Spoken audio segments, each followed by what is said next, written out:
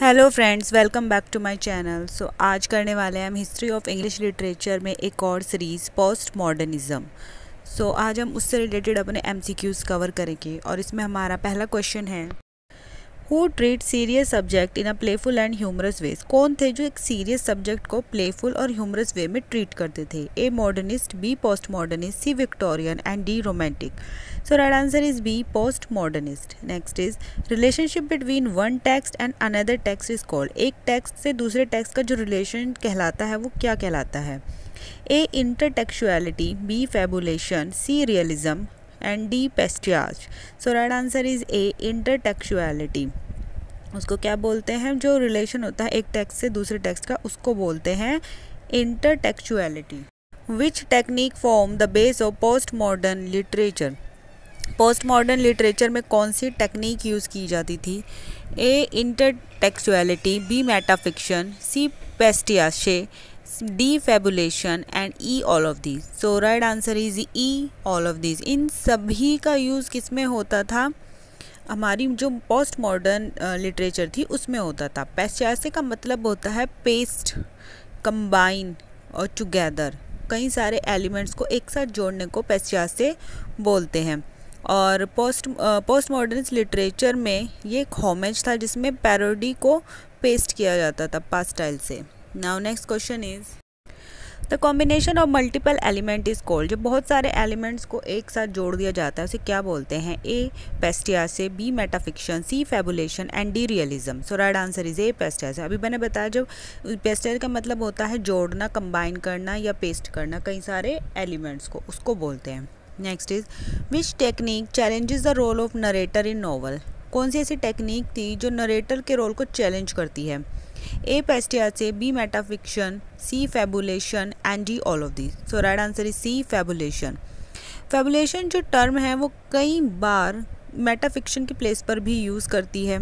Okay और ये जो हमारी जो लिटरेचर है उसमें क्या करता है, ये इस चीज़ को रिजेक्ट कर देता है लिटरेचर में कि लिटरेचर क्या है, एक क्रिएटेड वर्क है, ना कि कोई रियलिज्म है, और ये किसी नोशन से, किसी आइडिया से जुड़ा हुआ नहीं है। और इस टर्म को किसने कॉइन किया था?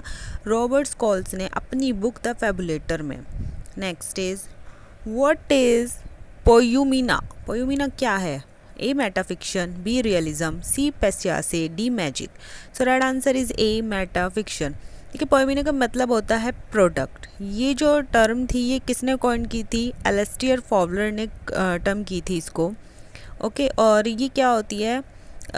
It is a type of metafiction in which the story is about the process of creation. ये एक तरह का मेटाफिक्शन है जिसमें कि क्रिएशन को किस तरह बनाया गया उसके प्रोसेस की स्टोरी को बोलते हैं। Now next question is, magic realism is the mingling of the. Magic realism किसको मिलाकर बनता है? A, realistic, B, fantastic, C, both and D, none. So right answer is C, both. Realistic और fantastic को मिलकर जो बनता है वो क्या होता है? Magic realism.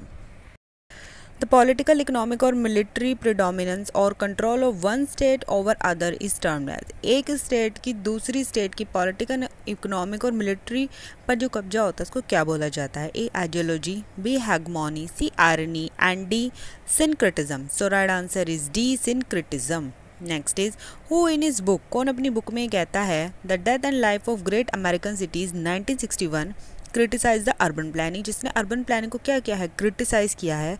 As it had develop in modernism, क्योंकि मॉडर्निज्म के साथ डेवलप हुआ था। And Mark are transition from modernity to post modernity. और इसके साथ क्या हुआ था? लोग मॉडर्निटी से पोस्ट मॉडर्निटी में गए in thinking about urban planning, urban planning के बारे में सोचते हुए।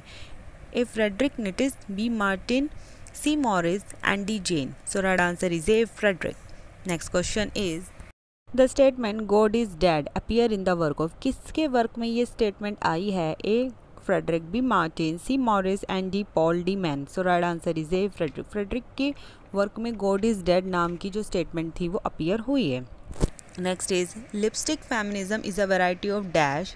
ये एक तरह की वैरायटी थी। किसकी वैरायटी थी? That seek to ascertain that women could still be feminist without ignoring or negating their femininity. बिना अपनी फेमिनिटी को भूले हुए भी वो फेमिनिस्ट हो सकती हैं, particularly in term of sexuality. A first wave feminism, B second wave, C third wave, and D fourth wave. So right answer is C third wave feminism. Okay. Now next question is, who concludes in his work S/Z 1970? ये work का नाम है, that since meaning can't come from the author. अब तक इसका meaning author से भी नहीं मिला है। It must be actively created by the reader. शायद इसे पढ़ने वालों ने इसे ये नाम दिया होगा। Through a process of textual analysis. Textual analysis में इसे पढ़ने के बाद, उसके एनालाइज करने के बाद उसके वर्क को ये नाम दिया गया होगा। तो वो कौन, किसका वर्क था ये? A Roland, B Paul, C Thomas Mann and D Ebenezer Cook. So right answer is A Roland Gerard Barthes. उनके द्वारा उनका ये वर्क था।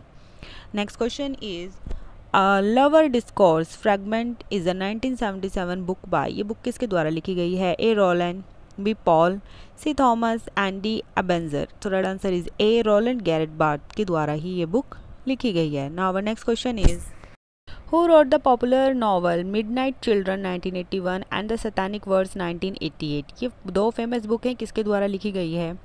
ए Salman Rushdie, B Khushwant Singh, C Vikram Seth and D Leela Gandhi. तो right answer is A Salman Rushdie. Salman Rushdie के द्वारा ये बुक लिखी गई है। Next is, who coined the term historiographic metafiction? Historiographic metafiction ये टर्म जो है किसके द्वारा यूज़ की गई थी? To refer to work that fictionalise actual historical event और फिगर। जो असली ज़िंदगी के जो हिस्टोरिकल इवेंट या फिगर्स हैं उनको फिक्शनलाइज कर दिया जाता था, तो उनको दिखाने के लिए ये वर्ड का यूज़ किया गया हिस्टोग्राफिक मेटाफिक्शन। तो किसके द्वारा किया गया? A Linda, B Paul, C Thomas and D Ebenezer. So right answer is A Linda Hutcheon के द्वारा इस शब्द को कॉइन किया गया था। Now our next question is, Catch-22 is a satirical war novel published in 1961 by American author. ये जो नावल है एक अमेरिकन ऑथर ने 1961 में पब्लिश की थी। कौन थे वो? A Joseph Heller, B Paul Auster, C Thomas Mann and D Ebenezer Cook. So right answer is A Joseph Heller. Joseph Heller के द्वारा की गई थी। Next is, the history of madness 1961, the archaeology of knowledge 1969, discipline and punish 1975 and the history of sexuality 1970 are the notable work of. ये जो सारे काम mention किए गए हैं ये किसके द्वारा लिखे गए हैं? A Margaret Drabble, B Margaret Duras, C Bob Dylan and D Paul Michael Doris Foucault. So right answer is D Paul Michael Doria Foucault के द्वारा ये सारा वर्क लिखा गया है। Now our next and last question is, The Nobel Prize for Literature 2020 was awarded to Dash for her unmistakable poetic voice that with austere beauty make individual existence universe। किसको दिया गया है? A Graham Greene, B Vladimir Nabokov, D Saul Bellow and D Louise Gluck. So right answer is D Louise Gluck को जो है Nobel prize for literature 2020 मिला है। So thank you for watching my videos. Please like करें, subscribe करें, share करें and bell icon को press करना ना भूलें। Thank you.